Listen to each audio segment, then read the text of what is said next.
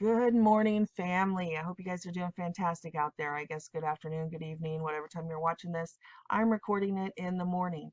So I know I said in the last video I was going to upload October Surprise, that video next, but I got to thinking since we left off here kind of talking about John Trump, which is this upper left-hand corner picture.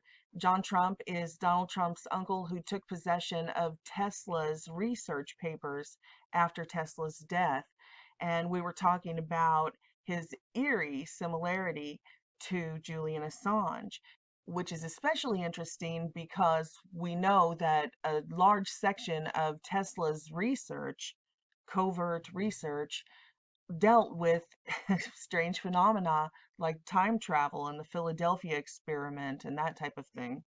But then we had also kicked around the idea, or at least tossed out food for thought, the strange coincidence of the genetic similarities from other phenomena that we've heard throughout world history, like this alleged event in 1957 where this entourage of humanoid, completely humanoid in form, but claiming to be extraterrestrials that had these supernatural powers and lived to be 800 years old, all of that type of thing. I think the book written about it with the pictures and the eyewitness accounts and that type of thing, I think it's called Stranger in the White House or something like that. But anyway, you can just type in Valiant Thor and you'll probably be able to pull up the story on it. But we had brought it up as an alternate explanation for these genetic similarities because some of the entourage way back then in the 50s looked very similar to, say, like Ivanka Trump. And as you can see just from this handful of pictures on the screen, this is a phenomenon that we see repeatedly in the celebrity class, in the ruling class. They're just eerie similarity to other rulers and leaders and ruling class individuals throughout world history, spanning centuries even. And we can't pin all of it on fringe science like time travel because some of them are close enough together. Like Jennifer Lawrence, this is a famous actress from Egypt, and their lives overlap. So it is definitely two different people, which is the same thing we see with all these celebrity lookalikes, that they're obviously not the same person and not necessarily even clones, or as the Nazi breeding program called it, twinning. It's not even necessarily that, but clearly they're coming from the same gene pool. The ruling class, we see it over and over and over again. Individuals that are almost copies of each other, certain looks. And that's why we call it the breeding program. It's not to be rude, but we know throughout the other wars we found out that there were breeding programs like the Nazi Lebensborn program. So we're not speaking crazy conspiracy theory, cloning synthetic. No, we're speaking logically and scientifically and historically. This is what they've done. The whole Aryan master race, that was a real thing. They really have breeding programs. Okay, so all of that being said, that's why I decided to post this video before the October surprise video, because we had kind of touched on this about John Trump and Julian Assange and that type of thing at the end of the last video that I just posted yesterday. So we'll kind of pick up where we left off. Now, this upload is actually a podcast that I had aired several weeks ago that I never posted on YouTube. So it's an introduction to the Age of Deceit series. Many of you have already watched that, but this 1 hour introduction video that I did has information that is not in that series at all. So there is some new stuff in this. Even if you've seen the series, you might want to watch it. And if you have never watched the Trans Agenda and Breeding Program series, which is what, 8 videos or an 8 hour full version, then this video will give you kind of a feel about what that series is about. And I hope you check it out. I'm glad actually to post this again now because I did that series a long time ago, and you know how stuff gets buried on YouTube. So I have new subscribers, thousands of new subscribers that may never have seen that series. So anyway, here's that podcast that I never posted on YouTube. Love you guys. Hello, everybody. We are back. I want to finish up this season with an 8 part series called The Age of Deceit, or The Age of Deception, the Trans Agenda and Breeding Program. I know, as always, it sounds really, really fringy and really far out there, but please stick around and hear us out. This is a weird, weird world we live in. And believe it or not, there really is a breeding program and there really is a trans agenda. And one of the things that I hear quite often when I do this type of work is people will say they love it when I talk about politics and the deep state and, really mainstreamy type stuff, those types of conspiracies. They're like, that's great. But when you start talking about the cult, the worldwide cult, then your material is unshareable. I can't share it with my friends and family. But you know what? It's time. It's time that we man up. It's time to be brave and say brave things. Just because they can't handle the whole truth or you don't like the whole truth, that's not going to make me self censor. When we talk about World War II and the Nazi regime in particular, it would be a crime against history, and it wouldn't be the truth if we were just talking about their political aspirations as the Nazi political regime and left out all of their occult practices. That they were talking about having communications with this Aryan master race in caves, and they were traveling all over the world gathering up religious artifacts like the Spear of Destiny and the Holy Grail and all of this stuff, and that they were marching through the streets having giant occult parades with pagan gods and ancient symbols. Or that they were gathering in castles in these chambers, like the one I have on the screen. This is real. From their castles, Himmler gathered people, the leaders, around this round table, and they did these occult ceremonies. They believed that they were the reincarnation of past leaders of humanity, kings and generals of humanity. In fact, it's common knowledge that Hitler and the other higher ups in this cult, this Nazi regime, were placed in political power. They were brought up and trained through like the Theosophical societies and the Thule Society, or some pronounce it Thule. I think that's the correct pronunciation, but I usually just say Thule because a lot of people, that's what they know it as. But anyway, they talked all about this Vril energy and they channeled all of these spirits, and they really, really believed that they were the reincarnation of these spirits. And this is a cult. So I have a couple of points here. The first one is, no, I'm not going to self-censor and take out all of the parts about the cult to make you more comfortable or other people more comfortable with a lie. It's time that we learn the truth. The second takeaway is this cult, this Nazi regime, it never ended. It just went underground. And I did an entire series, the Antarctica series, about the continuation of the Nazi regime on Earth and how a lot of people think that, oh, we wiped them out in World War II, and that's just not the case at all. Only 19 Nazis were convicted at the Nuremberg trials. The rest of them continued on. They went to Argentina, they went to Antarctica, they went to New York in the high-rise towers. And of course, the most famous one is they came to the United States under Operation Paperclip. 1,000 German scientists, Nazi scientists, other than going to jail, they came to the United States so that we could glean their knowledge, their scientific knowledge that they were using with these newer technologies that we saw during World War II. So from 1945 to 1955, the Nazis completely infiltrated our entire scientific community. And to this day, we see them throwing that up in our face. Oh, they don't believe in science. If you don't go along with the Nazi regime, the communist, the Marxist, socialist, ideology and agenda, they're like, oh, you don't believe in science. You're defying science. No, we're defying these mad scientists. We're defying the infiltration of these Nazis who have taken over our country. See, we brought them in thinking that we were going to get their knowledge and they were going to help our country, but they came willingly. They're so sinister and diabolical. They're like, yeah, for sure, we'll come infiltrate all of your scientific communities. Look, here's just today's headline right here on the screen. Look down here. This is August 29th. We're all so cynical. We know we've been lied to our whole lives, so we're looking into it. But back then, we were so innocent and naive. When they told us we saw it on TV, we thought we did.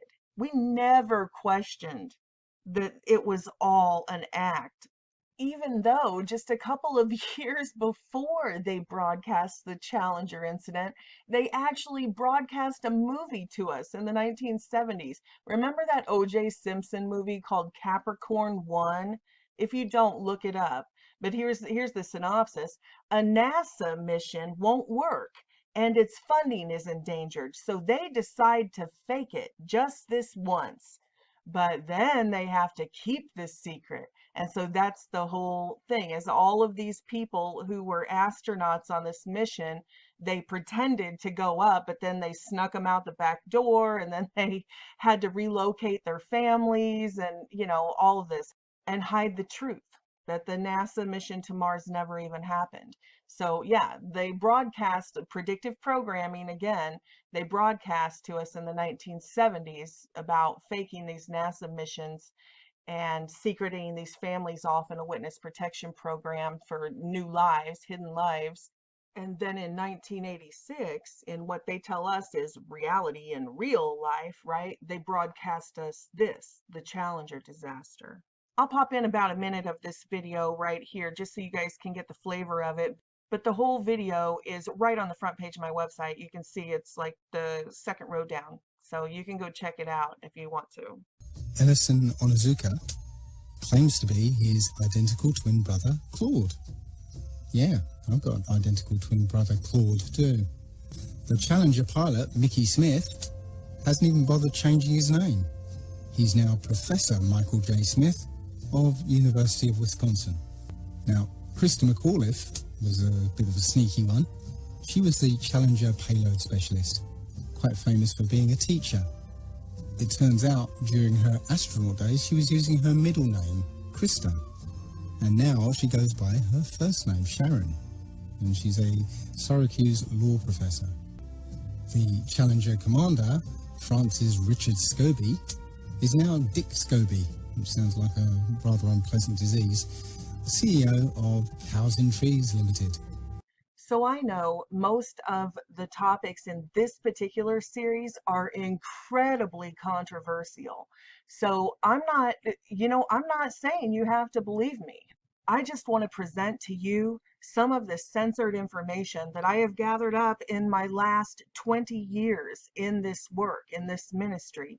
And you can be the judge for yourself. Do your own research. What I believe in is freedom of information and freedom of speech.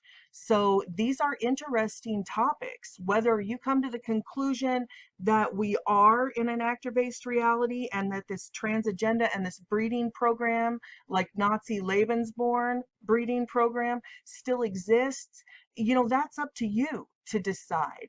But I believe in freedom of speech, and I want to speak my part and share my research.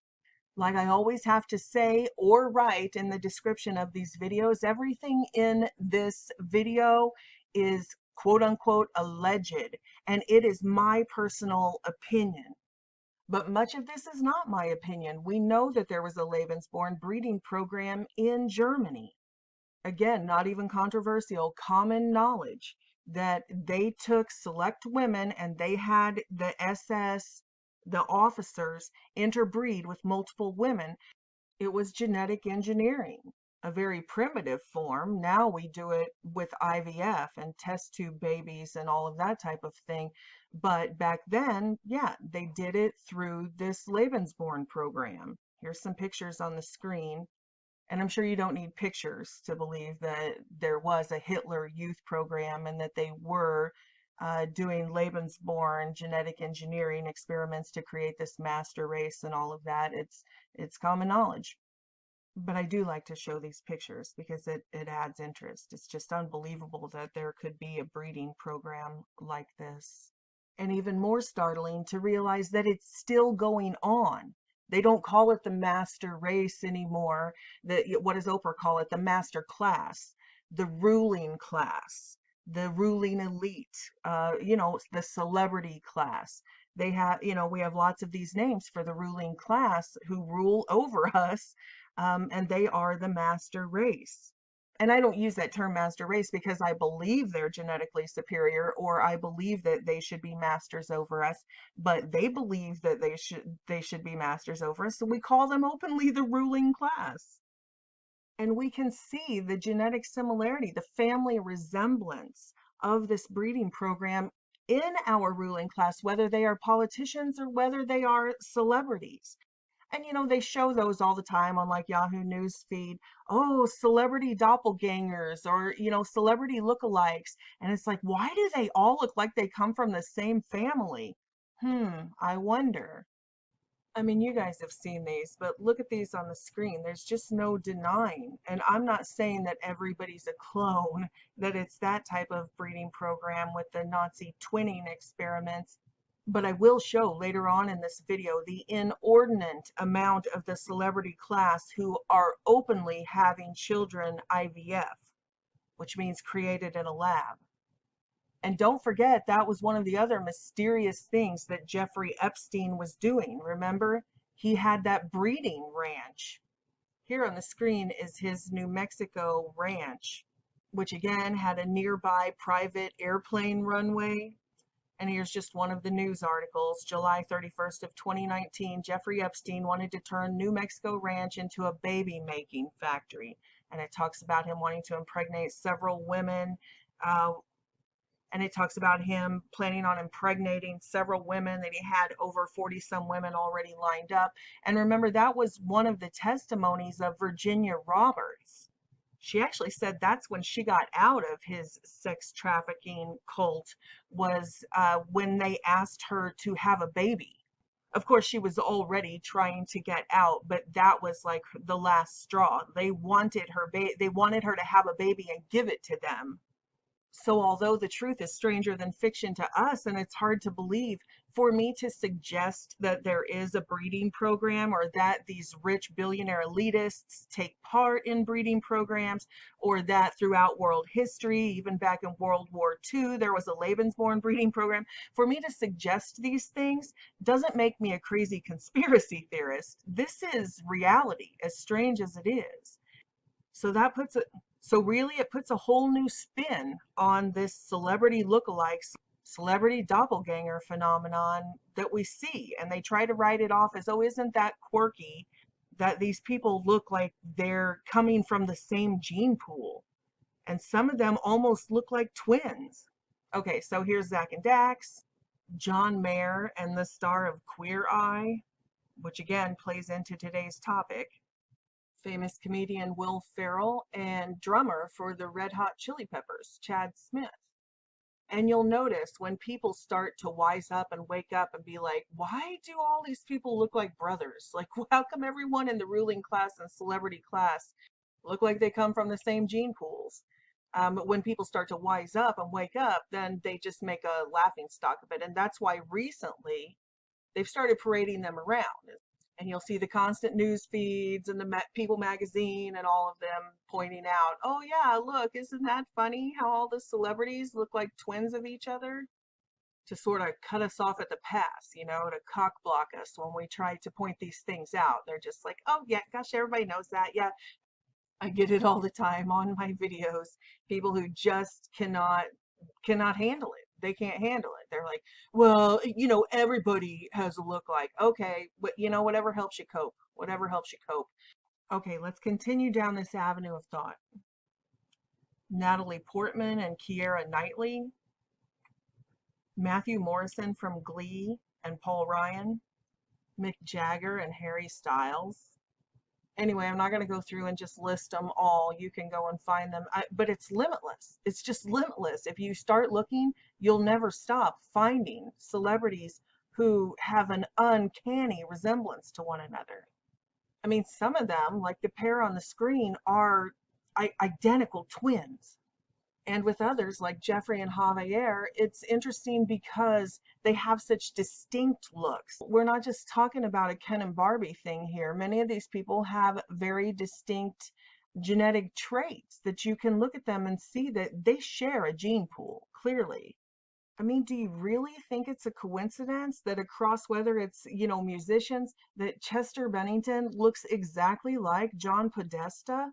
Whether you think that's his son or whether this is cloning technology, and I know that sounds crazy, but please watch this series before you pass judgment, because one of the scientific experiments that Joseph Mengele was doing in the concentration camps was twinning. He had an absurd interest, they said, in twins. And of course, now we know twinning is another word for cloning.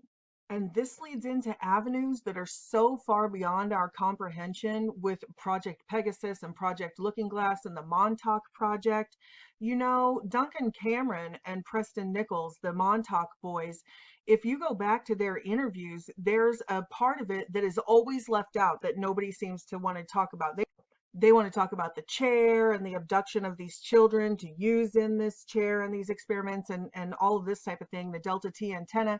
But people forget that they said that there was a sort of artificial soul transfer, almost an artificial reincarnation, and that they themselves have memories. I think was it Duncan and Al Balick had memories of being brothers in Germany in World War One. And this is far out, but this is why I want to put it into context into a large presentation so that these little tidbits of testimony don't just get thrown to the wayside. Then they were placed in these bodies, and Al Balick took part in the Philadelphia experiment, which was a teleportation experiment, and then Duncan Cameron was involved in the Montauk Project.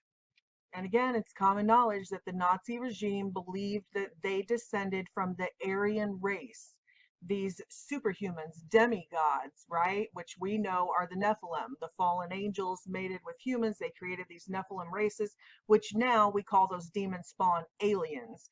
But anyway, several of the Nazi hierarchy and the occult societies around them wrote openly about these blonde-haired, blue-eyed, they didn't call them aliens, they called them the Aryan race, the superhumans, and they descended from them, and that's what they were trying to do, was maintain that Nephilim bloodline.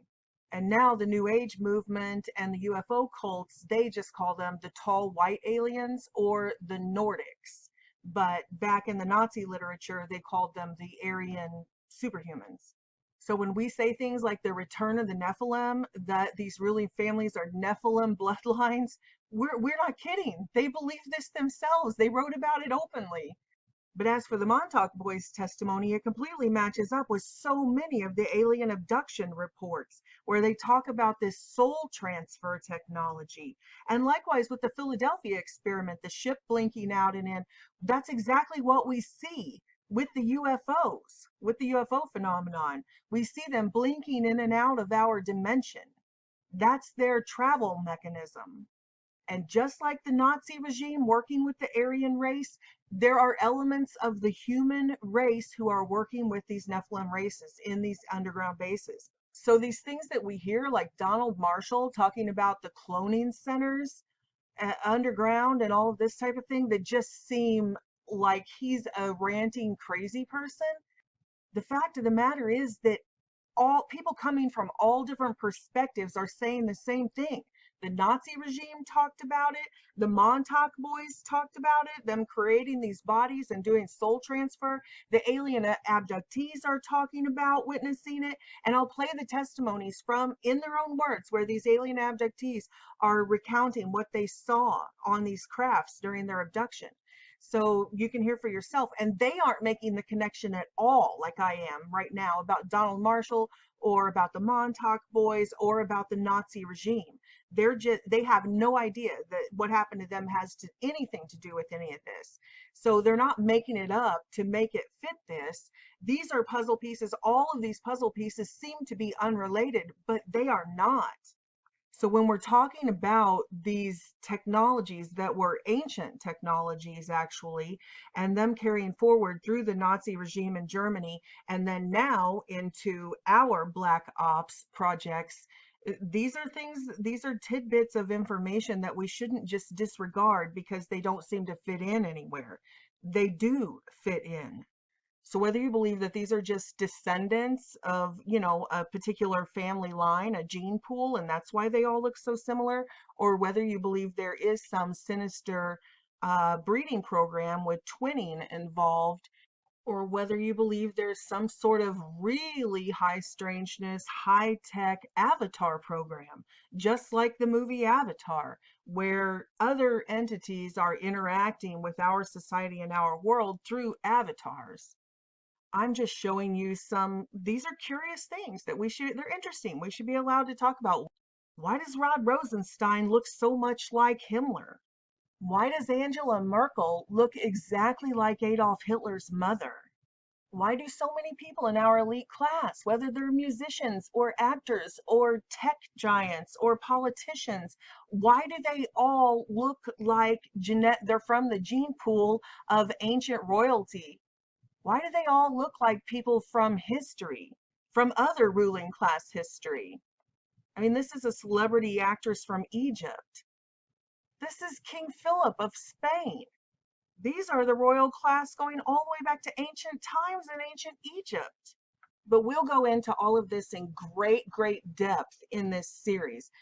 I just wanted to point out that there are more connections or coincidences than the Nazis being involved in NASA and those lies, that the Nazis were also involved in these twinning programs and these genetic engineering programs, other things that we see in our modern day that are quote unquote mysteries and anomalies. Well, I don't believe they are.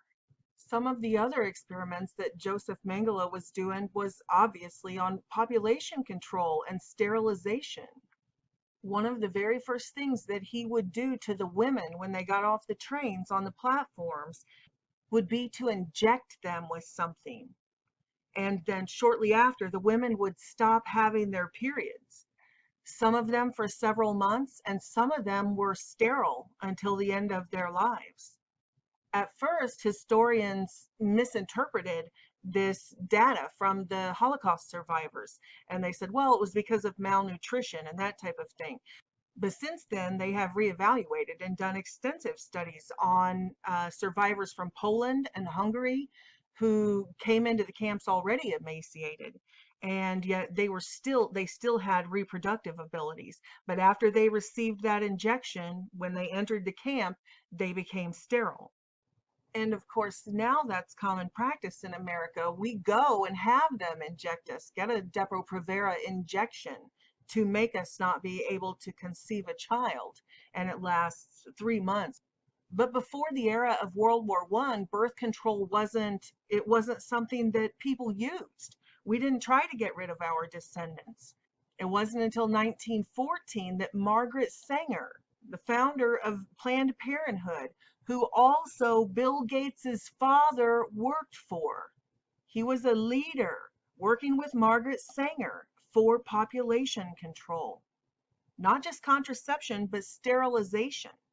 In fact, right after we end this season of podcasts with this Age of Deceit series, we're going to kick off next season, season 3, with the Crimes Against Humanity series. And in there, I show how Depo-Provera was used in prisons to chemically castrate sex offenders. This is a true story. It was a chemical castration agent, and then they began injecting it into us, which hurt the endocrine system of our children, our descendants. And we wonder why we see such an increase in gender confusion. And of course, they've tried to make the facts a laughing stock now by making an Alex Jones meme about gay frogs. And whether you like Alex Jones or you don't, or you like his fierce presentation and screaming, it's really irrelevant because the facts of what he was saying they stand. This is real. Pharmaceuticals in the water supplies have been a big problem for a long, long time. And yes, we found that all of these chemicals, not just Depo-Provera used for chemical castration, but all of these other chemicals have had a profound effect on humanity.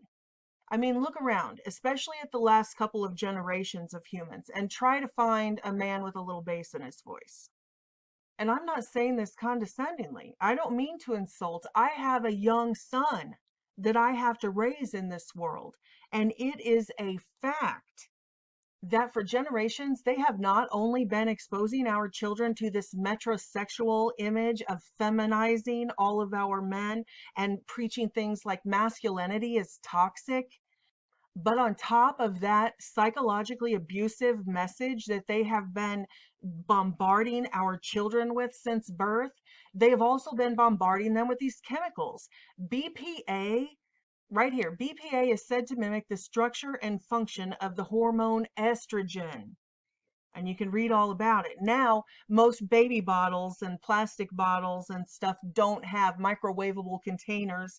They don't have BPA plastic anymore. But for generations up until recently, yes, as soon as our children were nursing on a baby bottle, they were getting BPA. Then they coated all of the metal cans for all of our canned goods in the grocery stores were coated in a form of plastic that contained BPA. So yes, the entire food supply was contaminated from the time that they were babies. They were ingesting estrogen. And that's not to mention all of the estrogen being pumped into the milk cows and being pumped into the chickens to make them lay more eggs and produce more milk and all of that. All of those hormones are also being passed along to our children in the food supply. So it's not just about transgender, but it is about literal sterilization and population control. Because of this, of course, they don't say it's because of this, but men's sperm counts are mysteriously down worldwide. Here's an article from all the way back in 2017. A new report reveals that sperm counts among men in Western countries have dropped substantially over the years. According to study authors, in less than 40 years, collective sperm count among this group of men has declined more than 50%. Sperm count is currently considered the best measure of male fertility. No kidding. The new study published Tuesday in the Journal of Human Reproduction update not only shows that men's sperm counts are dropping, but that the continued decline does not appear to be leveling off. And that's what I talk about in this series. It's far, far worse than having dropped by 50% in the last few decades. If we do not stand up to this population control regime, this is an extinction level event. And back in the 1930s and 1940s, we didn't have the information that we have now about chemical castration, but now we do understand. So there isn't any excuse for people to just go along to get along and let these people like Bill Gates, who openly go around preaching about population control, there's no excuse anymore for people to be so blind to let this regime, this population control regime, forcibly inject you, make it mandatory to mandate injections for everybody. And if you haven't seen this video that's on the screen here, Act 1, Scene 1, the first wave, about Bill Gates and his family's connections with eugenics and how he was kicked off as just a child. He was a child when IBM financed him, and his mother worked for IBM. And we know the founder of IBM was a financier, supplier of the Nazi regime during World War II. And the vaccines, the injections that Bill Gates forced on the third world left multitudes, not just paralyzed, but sterile. The injections sterilized them. And in these videos, in this video series, I showed you the countries that have lawsuits against Bill Gates, entire nations that have run his foundations out of their country. This is the medical documents, the statistics. This is real. Here's that series of podcasts if you haven't seen that. And again, I'm not just shamelessly plugging my own stuff, shamelessly promoting myself. I'm really trying to get information out. And here's another 4 or 5 hours of information that I can't put in this video or in this video series even. All of the podcasts go together for one big picture. So when I reference back and forth to them, it's because they're all puzzle pieces for the present podcast. But anyway, all of those connections with the injections and the Nazis and Bill Gates's family and all of that, is in this season 2, episode 9, 10, 11, and even 12. It's the Mark of the Beast conspiracy, part 1, 2, and 3, and then the Big Pharma whistleblower. That one's not really part of this 3-part series, but it has in there where Bill Gates literally calls the injections the final solution. And it has a Big Pharma whistleblower petitioning the government because they found these chemicals in the vaccine trials that were sterilizing people. In the new vaccine trials, not the ones that he already distributed in the third world. And that same whistleblower lists person after person after person involved in the trials, and every single one of them are funded and financed in their university jobs and in their professions by Bill Gates, Bill and Melinda Gates Foundation. So anyway, yeah, season 2, episode 9, 10, 11, and 12, if you want more information on that. But again, the point is, all of these experiments in the concentration camps, these horrendous medical experiments performed by Joseph Mengele and the Nazi regime, they involved all of the things we see in our culture today, whether it's forced injections, whether it's this cloning twinning phenomenon, doppelganger phenomenon we see, or believe it or not, even what we see with this transgenderism. And this is where the trans agenda comes in. You know, a lot of people don't talk about the sex change experiments that were going on at Auschwitz. The Dr. Joseph Mengele, the quote, angel of death, unquote, some of his most gruesome and horrific experiments were sex change operations. That's one of the things that he was doing on the twins. He would change one, try to change one to the opposite sex. And he would remove their genital organs and even operate on them without anesthesia. Oh. And I know a lot of people know about the gruesome experiments of him cutting off body parts of living people and stuff, but part of this has been censored. The organs and parts he was cutting off were sex organs. He was experimenting with sex change operations, and I'll go into that more later. But here again, you can see Joseph Mengele died February 7th of 1979. He didn't die in World War II. This was still going on. He was found in Brazil, and this program was still going on all of those decades. We'll talk about the Boys from Brazil movie later on as well. So I want you to know that I take this seriously as we talk about the trans agenda. This isn't just a laughing stock thing to me. I know that a lot of people have tackled this subject with humor, like Mr. E, and I actually really enjoyed that. I enjoyed his songs and his laughter, and it was, you know, a Saturday Night Live feel and relaxed. He wasn't being brutal or hateful. He was just being a comedian, but still they took him down. They took his whole channel down multiple times for even talking about this subject. So it's not that I don't personally enjoy the humor, but I just want to point out that I'm not doing this to make fun of anybody or to be hateful. This is important because this is an age of deception. We have been deceived. Tons of our leaders are not who they say they are. We find that they not only have multiple genders, but they have multiple names. Is it Barry Soetoro on this document? Who are you? You know, who are these people? These actors play so many different roles and have so many different names. It's concerning when you start bringing up, are birth certificates even real anymore? And these are the leaders of the most powerful nations in the world. And then we see this agenda, these specific people in a very specific globalist New World Order agenda. They're the ones who are lighting up the White House in rainbow colors. They're the ones passing the legislation that controls the indoctrination of our children. And if you trace the people who are pushing this legislation, you can look, and we should be allowed to question. This is Chuck Schumer's wife. I mean, just look for yourself and you decide, should we be allowed to question, are these people who they say they are? And it shouldn't offend Chuck Schumer if I would suggest, you know, maybe his partner is actually a man instead of a woman, a cross-dresser or transgender or something. because he's not against that. That isn't something hurtful. His whole family is into that. They're all into homosexuality and transgender and all of that openly. Here's a tweet from his own Twitter account. Marching in the NYC Pride Parade has special meaning this year as I'm marching with my daughter Allison and her fiance. Hashtag Happy Pride.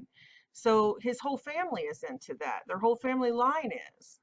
So I have freedom of thought, even if they're trying to take away freedom of speech and they have their thought and speech police, I still have freedom of thought and I'm allowed to think and question and critically think about my surroundings. And yes, when I look at this person, it makes me wonder.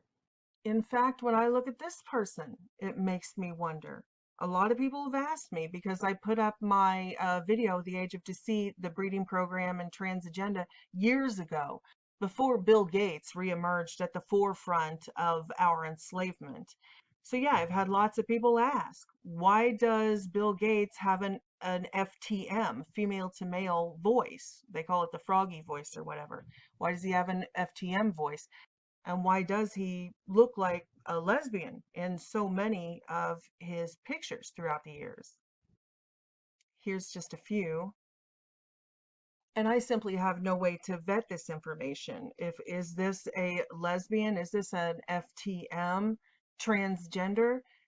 There's no way that I can testify to that, but I am entitled to question. And yes, it makes me wonder, seeing the family line that he came from, seeing the regime that he is a part of, knowing the history of what is going on with this cabal and who they are and what they believe. And the reason I bring him up is because during this Age of Deceit series, I'm going to show you a ton of CEOs of all these different corporations and even quote unquote queens of the royal families throughout the ages. And I want you to be able to look at them with new eyes and feel free to question. And I want to show you the writings of their own societies and their own belief systems, what they believe about inversion and what they believe about androgyny. These are actual books written by these people. So that brings me full circle around to what we were talking about in the beginning of this video and this introduction about people saying, well, why do you have to bring in the occult stuff and call them a cult? Well, that's what this entire series is about. I'm going to show you why. And it's not because I'm loopy. It's because I'm well researched and I'm well read and I'm a student of world history. And people should be asking questions about the people in authority over us. This is the Secretary of Health for Pennsylvania. I'm sure you've seen him on the news, or her now on the news multiple times. These are the people who want to lock us down and put us all on house arrest. These are the people who want more draconian, tyrannical tracing of our every movement. So when you see a power-hungry regime like that rising, and then you also see these other characteristics of regimes that we've seen in past history that did horrific crimes against humanity, at the very same time that you see all of these other men dressed as women or transgendered into women, at the very same time, you see them as CEOs of all of these companies. Like I mentioned earlier about our food supply being contaminated by BPA, when you see that so many of these food companies and pharmaceutical companies are run by these men who have become women, and then you see how their decisions have physically, not just mentally, mind control, indoctrinated our children into the externalization of their hierarchy, but they have physically changed our children biologically with their chemicals. Is that witting or unwitting? What do you think? We should be allowed to discuss their motives and their affiliations. This is important to my family and it is important to your family. This person has been deemed so much smarter than the rest of us that he gets to make decisions for my life. He gets to make decisions for my child's life, for your children's lives. Do I think that I should turn my freedom over to this person? That they have their life so together, I am entitled as a free sentient being to say, I do not believe that this person's judgment can be trusted to make my life decisions for me. I do not feel like I should have to turn over all of my freedom and let this person make my medical decisions, my biological decisions, decisions about my own body. Again, isn't it funny when they want to kill babies in abortion, they always say, it's my body, my choice.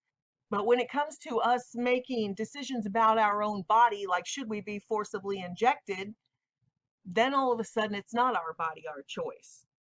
So, yes, I believe we not only have a right, but we have a responsibility to question authority, because we are just now at the place in world history where they are externalizing the hierarchy, and they're coming out and telling us that all of these decades and all of these years they've been deceiving us. Like, here's the James Bond girl who was in Playboy and everything else, Carolyn Cossie, right? She's a supermodel, 6 foot tall. Now we know why. All the supermodels are over 6 foot tall.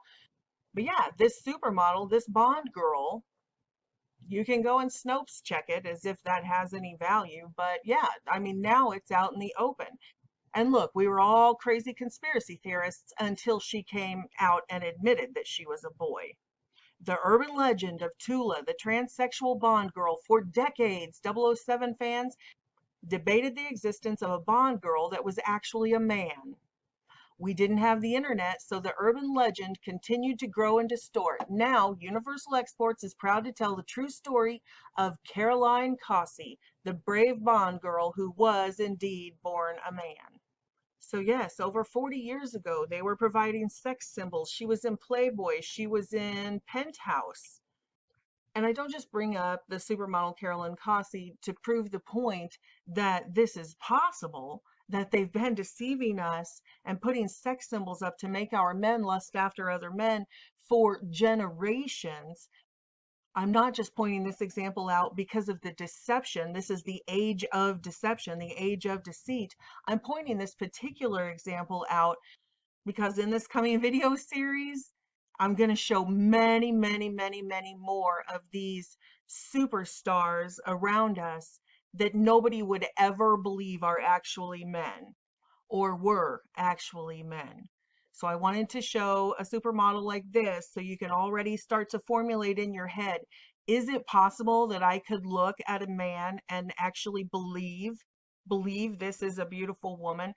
And now that they are externalizing the hierarchy, making their cult practices our new normal, we see that many of these supermodels are actually men. The Victoria's Secret right here, they say that it's the first, let's see the language they use. Victoria's Secret casts first openly transgender woman. But we know that this man is not the first Victoria's Secret model. And now, since this person came out, then many more have come out. Many more supermodels have come out and said, yes, I'm actually a man, or I was a man. And I want to point out that Victoria's Secret, of course, was owned by Les Wexner.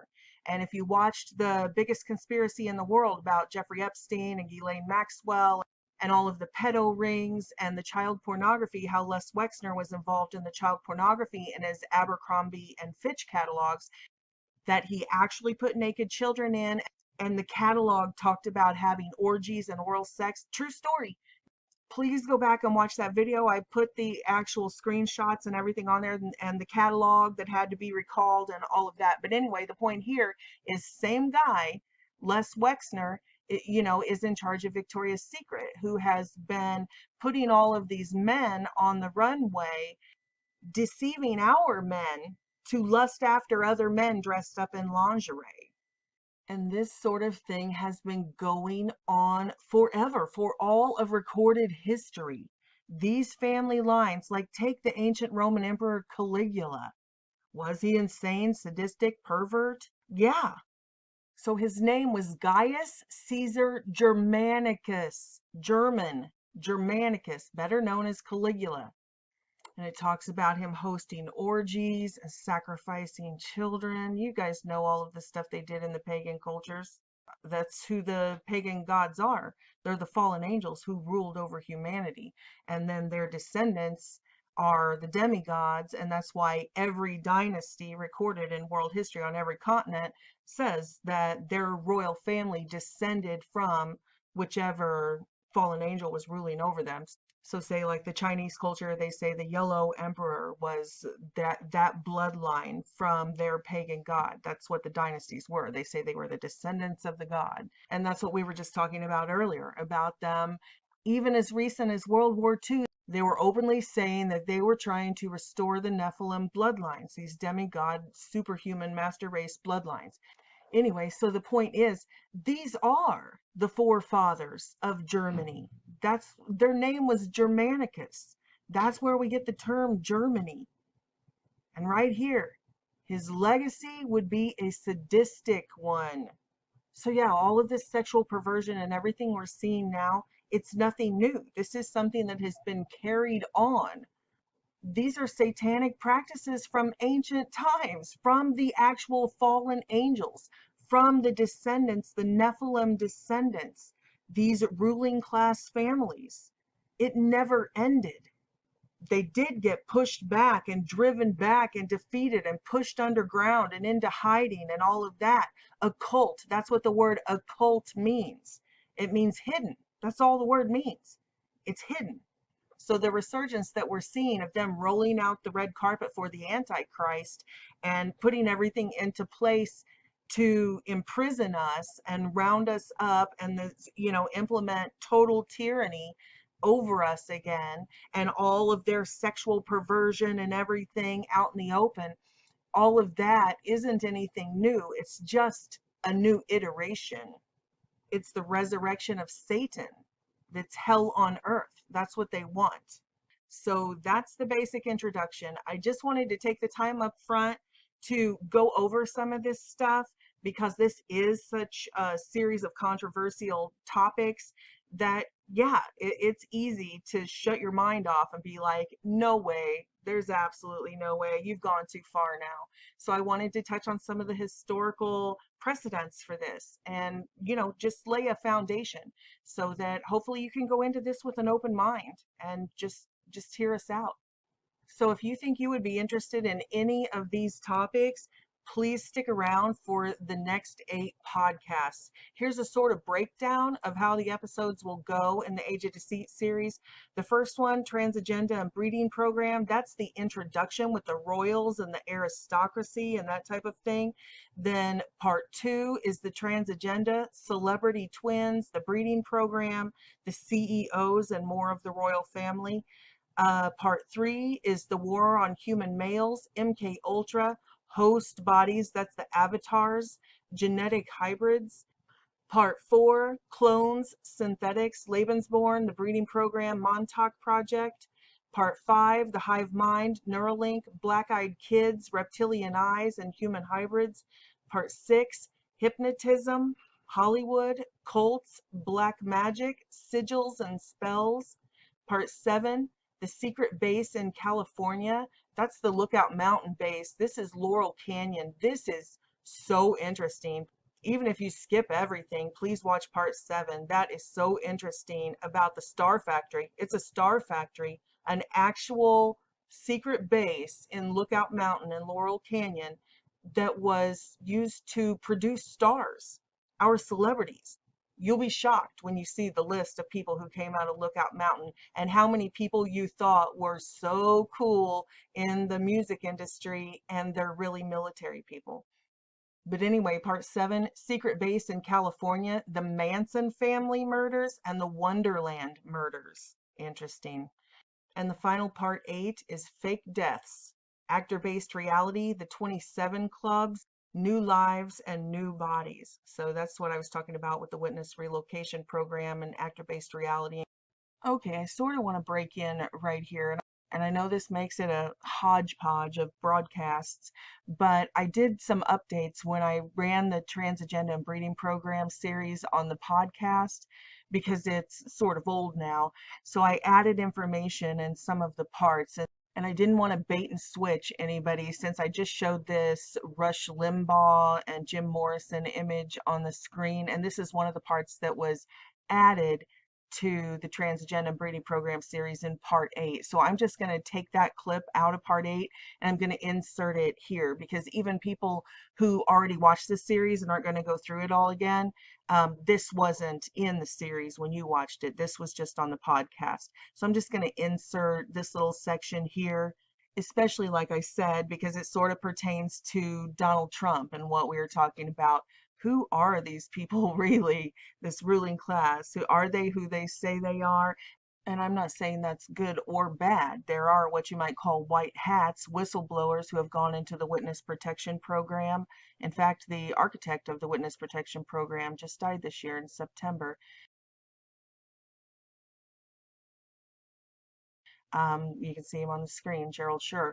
But anyway, as you'll see from some of the information in this short clip, this does kind of have a connection to Donald Trump. And is he in the know about stuff that the rest of us aren't? I mean, he's obviously privy to CIA briefings and FBI briefings and things that we aren't, but you know what I mean. That's the question, you know, as being an insider in these circles, you'll have to be the judge. But I thought this clip was interesting, and it wasn't in the series if you watched the old version. This is in the podcast version of the series, though, so I'll throw it in right here. Okay, enough about the Young Turks. I want to end this Laurel Canyon stuff and talk about some of the mysterious deaths in this that come out of these players on the world stage. And you know how we talked about with Princess Diana, it was almost like sometimes they quit playing one character and move on to something else. It's very bizarre. After their death, we always hear of these sightings and these weird, you know, theories that pop up. And of course, the mainstream media always says, oh, it's just because we're all so emotionally attached to them that we just can't cope with the fact they really passed on.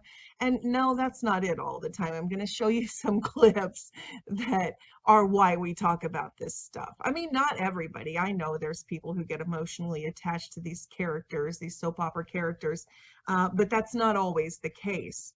For example, let's look at Jim Morrison's death.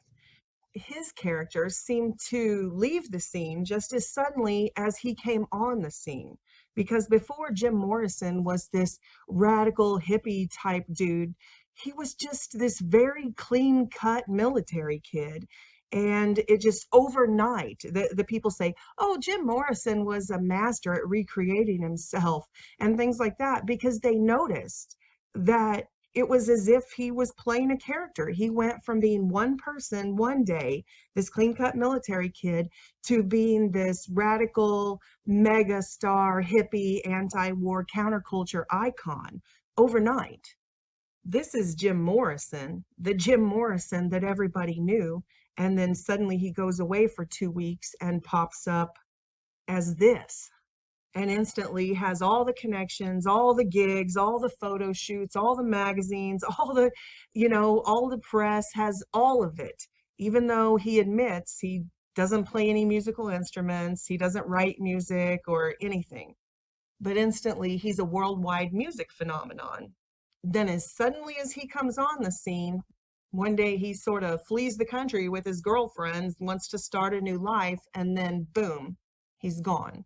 So what makes the end of Jim Morrison, this iconic character in our rock history, so odd is that the exact same day that he died in Paris, his father was in a ceremony ending an age of the Vietnam War, decommissioning that ship from the Gulf of Tonkin. Right here.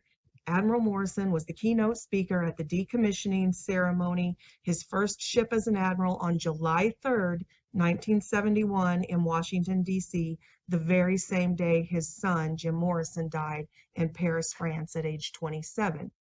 So you have to admit, that's odd. Here's two opposing characters from the same military family, one playing out pro-war Vietnam, the other one, Jim Morrison, being a sort of iconic head of an anti-war counterculture. So you have that Hegelian dialectic.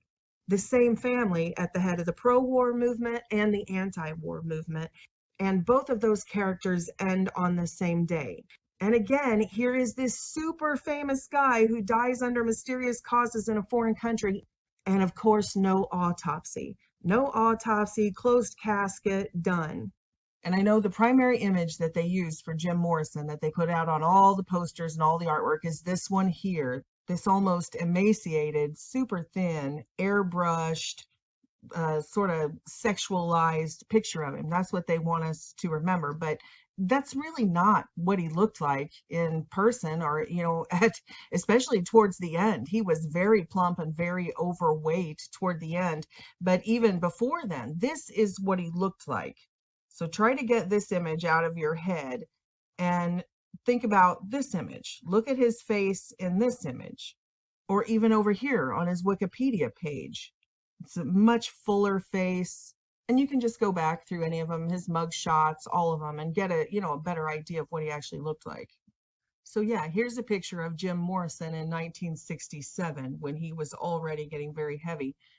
And of course, the reason I bring this up is because these are the pictures that I was foreshadowing with all the way back when we were talking about Princess Diana's death and how these people often reemerge as other characters in our society. So lots of people believe, sort of like the Elvis Presley thing. There's a whole group of people, a culture that believes Jim Morrison never died.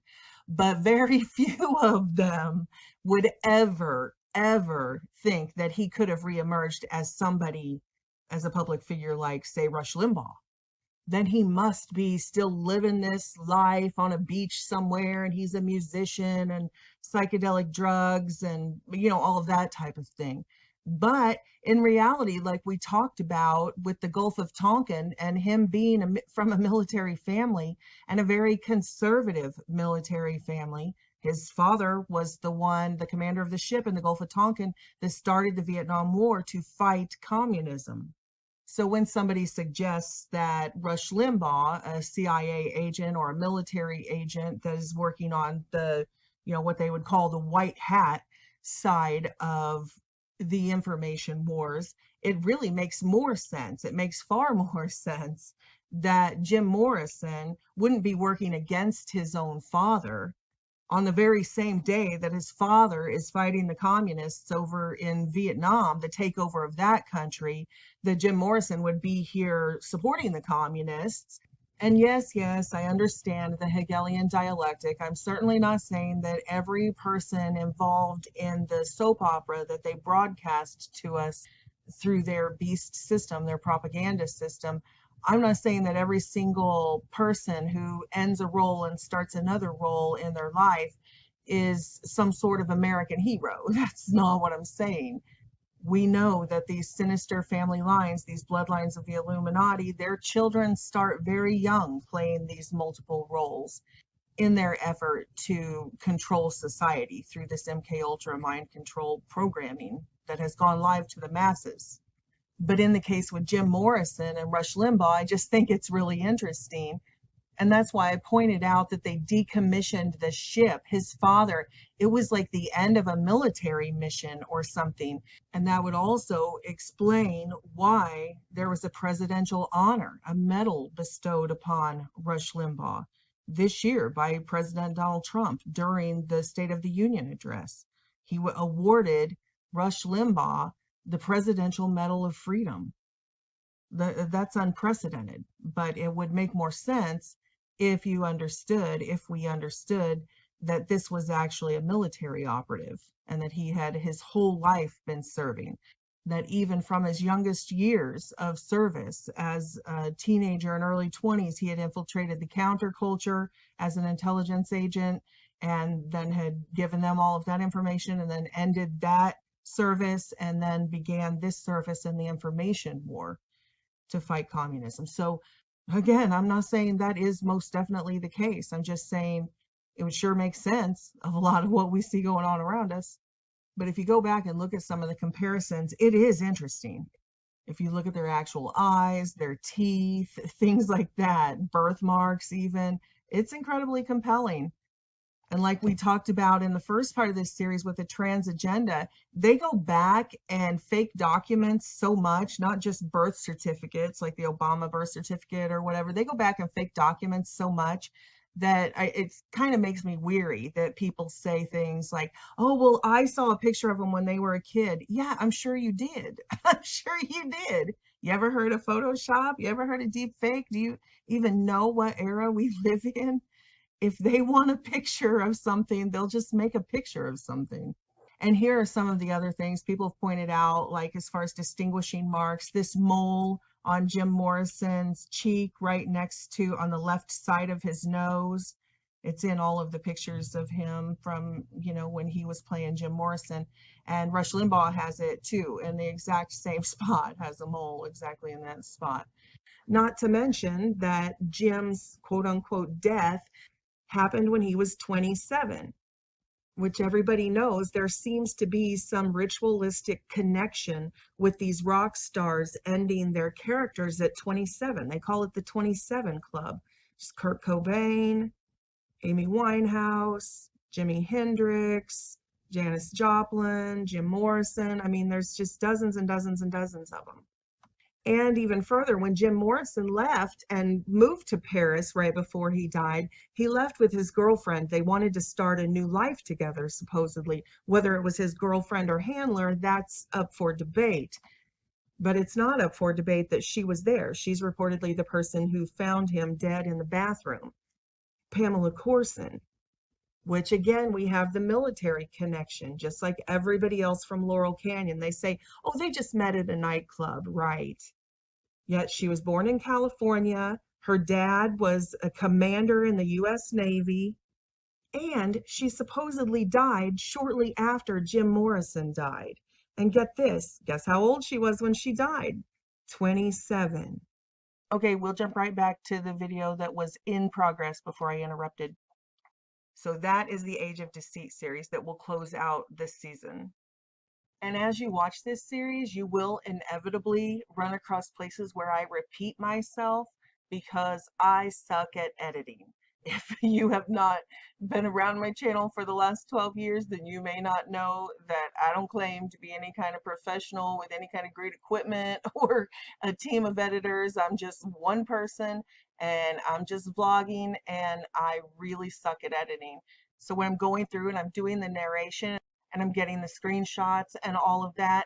So I have to capture all of that. So that's like 10 hours of talking. Then I have to put it into the editor. And can you imagine what it is like then to have to listen to yourself say it all again for 10 hours, to go back through and listen for clips that need cut out? It sucks. And I do not enjoy it. And it gets really difficult to listen to yourself after several hours. So there will be places where I misspoke or I said something incorrectly. And so I repeated the narration. I said it again where I didn't slur my words or whatever. But then when I went to do the edit, I didn't catch that spot where I said it 2 times or 3 times or I repeated myself. So please forgive me. Just breeze past those errors, and you don't need to send me a note and let me know that I suck at editing. I got it. I already know it.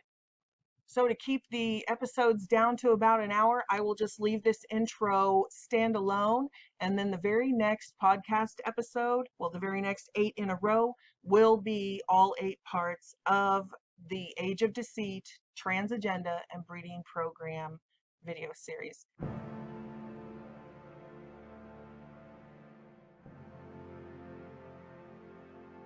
Hey, I love you guys. Thanks so much for stopping by and taking the time to watch this podcast. I really appreciate you guys. May God bless and protect us all.